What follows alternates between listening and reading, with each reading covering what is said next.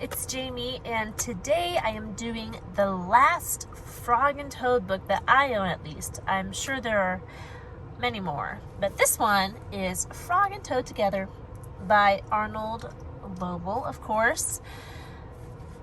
Just like the other Frog and Toad books, it's a level 2 reader. It is very humorous, and it is easy for new readers. Big words on the page, nice big margins, nice spacing in between the words. So even though it's a full page, it's not intimidating because it doesn't, when you look at the page, it's not like a lot of words, right? So good for a level 2 reader. And of course, every single page has pictures. Part of the joy of reading Arnold Lobel books is the pictures, because they're just a ton of fun, and Frog and Toad are beloved characters, of course. This book has 5 chapters. Of course, a chapter is short, could be read. If a level 2 reader, a little kid, was reading this, it'd probably take them 5-10 minutes to read a chapter. And they're fun chapters. So the first chapter is a list, and Frog makes a list of things that he wants to do in the day, and sorry, that's not Frog, that is Toad. Toad makes a list, and he and Frog try to do everything on the list, but then they lose the list, so they have to deal with that mishap.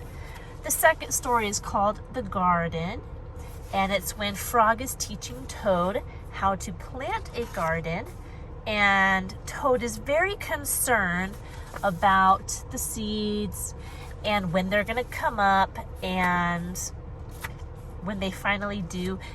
The story is actually about everything that Toad does to help the seeds grow. The third story is probably the most relatable to adults. I see it crop up. Is that a phrase? Crop up? Am I using it wrong? Pop up. I see this story pop up in memes and stuff online, but it's called Cookies. And it's probably my favorite story in this book of short stories. And it's about cookies, of course. Frog and Toad make this jar of cookies. It looks like Toad made it and brought it over to Frog's house. And Frog and Toad couldn't stop eating the cookies. So, they put it on a shelf to keep them from eating the cookies, but they still went up and got the cookies and ate them. They put the cookies in a box to keep them from eating the cookies, but they ended up just opening the box and eating the cookies anyway. So it's just a humorous story about them trying not to eat all the cookies, and it's very relatable to parents specifically.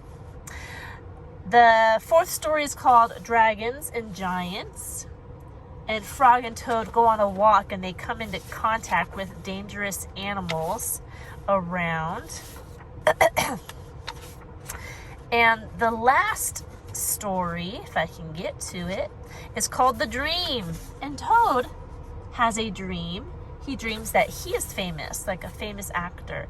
And the dream is kind of sad because the more applause that Toad gets, Frog gets smaller and smaller until he disappears from Toad's dream entirely. And Toad gets very upset that Frog has disappeared.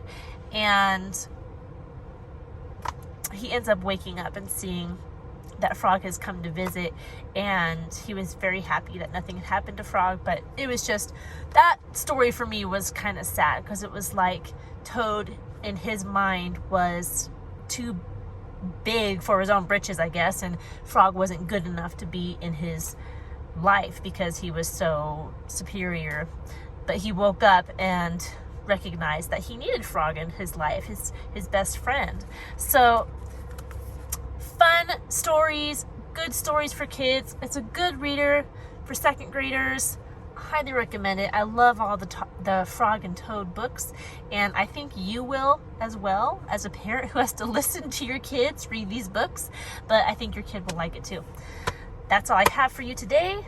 Thanks for watching, and I will see you in our next video. Hope you're doing well. Bye.